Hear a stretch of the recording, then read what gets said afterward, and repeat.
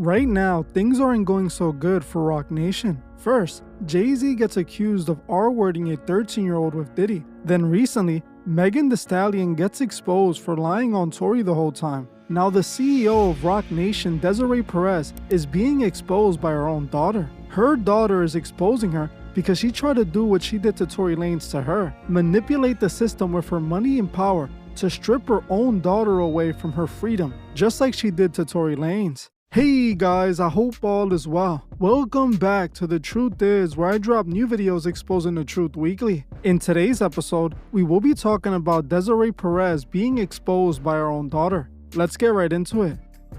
2024 was the year of exposure, and thankfully, it has spilled over into 2025, as still there are so many monsters in the industry taking advantage of people. Roc Nation seems to be one organization that has been controlling the music industry. They use their power and connections to big up those they like and destroy those they don't. As we saw with Tory Lanez, once Roc Nation got involved, the justice system was no longer a fair system. It was easily manipulated by those with all the money and power.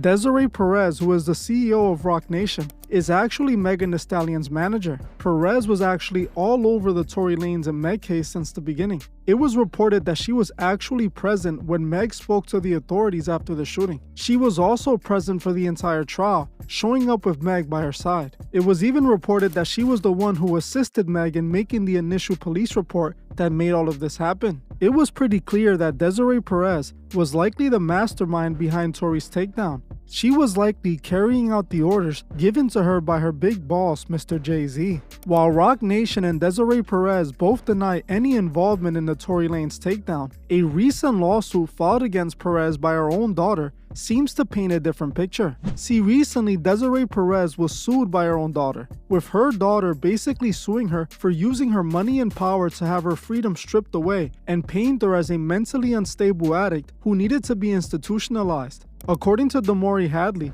the daughter of Desiree Perez, her mother used her money and power and connections to forcefully get her committed and to go through a mental evaluation. Her mother found a psychiatrist who was willing to diagnose her own daughter with a mental disorder she didn't even have. The doctor claimed that Damori was a danger to herself and was abusing prescription pills. This led to Damori being forced to be put in a facility and be evaluated against her will. Although, according to her, she never abused any substances and wasn't trying to take herself out at any time. When she arrived at the facility, she was put under the Baker's Act. Her mother then attempted to have her transferred to another facility in order to get her further in the system. They needed a judge to approve this move, which Desiree managed to get easily with her immense connections. In this body cam footage, you can see Damori arguing with the police, who told her either she goes with the facility willingly or she can go in handcuffs. Her mother also filed a lawsuit against Damori's husband, claiming he was domestically abusing his wife. She attempted to get him arrested on multiple occasions.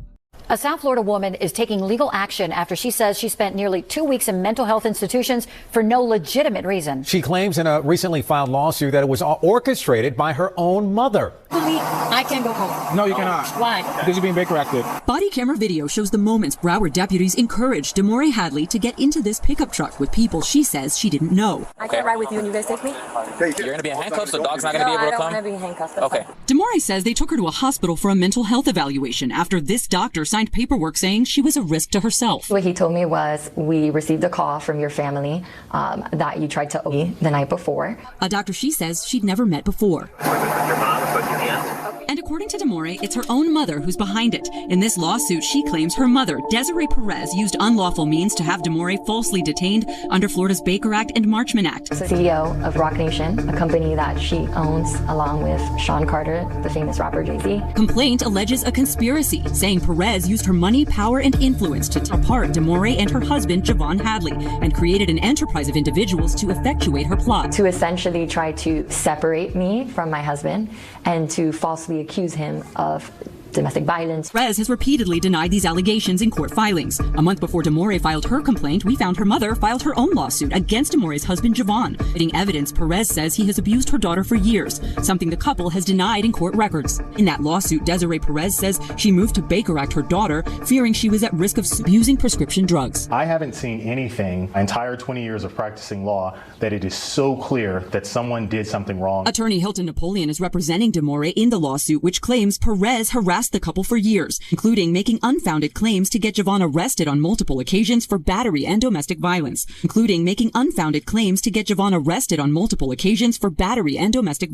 charges prosecutors did not pursue. 3 different collateral sources of information that say that she's been acting psychotic, that she threatened to host today. Demore's lawsuit alleges her mother conspired with prominent psychiatrist Dr. Daniel Bober, seen here in body camera video, and others to have Demore committed for a mental health evaluation. Both cites supporting evidence from her family and diagnosed Demore with an unspecified psychosis. Ordered she be taken to Memorial Regional Hospital, where he is chief of psychiatry, and results from drug tests taken upon admission were negative, according to records Demore shared with us. Your tox screens came out negative, and I go, I know, I don't do drugs. In a statement, Dr. Bober's attorney said Demore was placed under the Baker Act for 38 hours due to the potential risk of imminent harm she posed to herself, adding failing to take appropriate action would have been a breach of Dr. Bober's ethical and professional obligations. While Demore was at Memorial, her mother further petitioned to have her transported to a different facility under Florida's Marchman Act, claiming again in court records that Demore suffered from severe drug abuse. A judge granted that petition. They ran the test. They knew that she had no drugs in her system and she was not abusing drugs.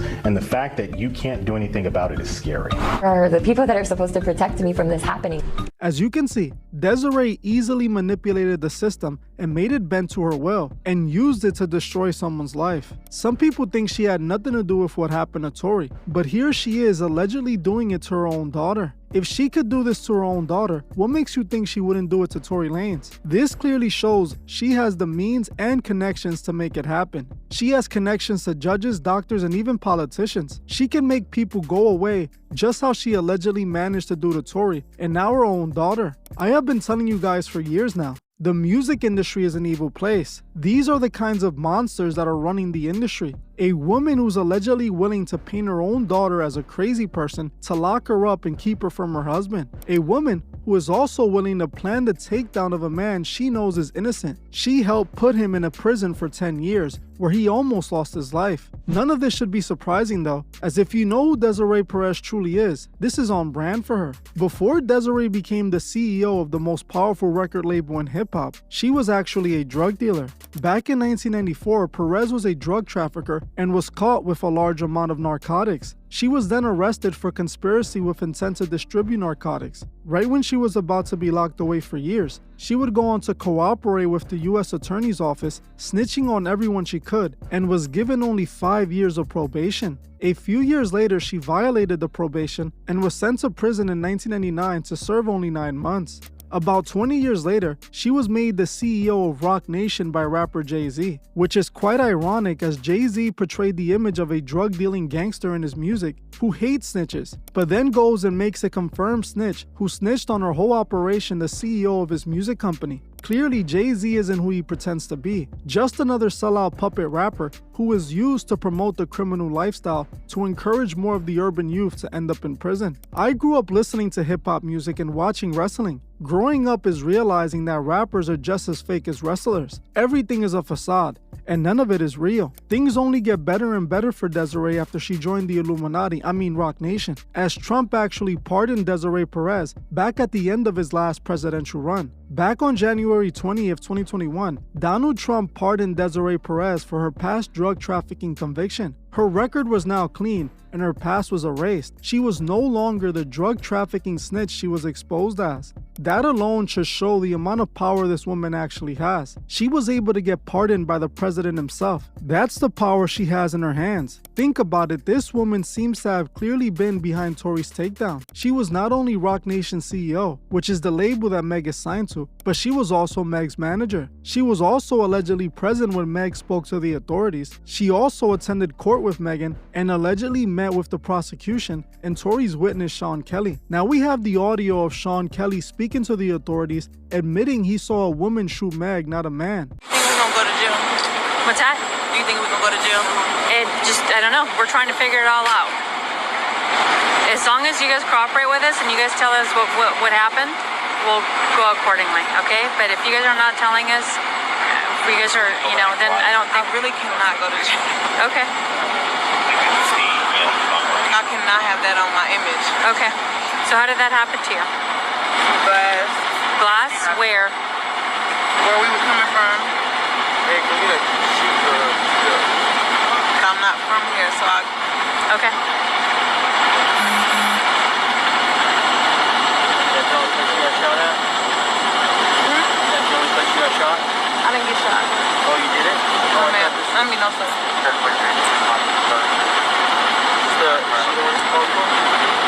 That the incident occurred? The shooting happened? Nah, I don't know the address, bro. I was just trying to help my girlfriend. 1 second, bro. Stay right here for me, bro. Hey, we got an ambulance coming for her, okay?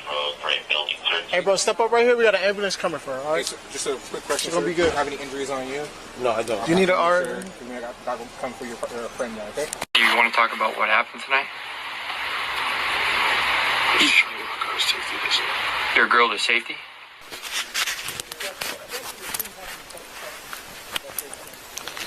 Wait. No, it didn't. No? They shot out of the car? Well, the windows were open, that's why it sounded like either way. Yeah, I didn't. No, they were on my side. The girl opened the door, two girls fighting, and then they shot. Okay. She got out of the car and crawled over. Then the gun, then the girl shoots it. So the driver's door's open. You're seeing the girl shoot? Can I help you? Yes. I have appointment at 3. I think, is it this house? Yes, I'm so sorry. Okay. So you see the girl doing the shooting? I see what appears to be the girl standing here and shooting into the car. That's what it looked like to me. But it was dark, and I'm above, so...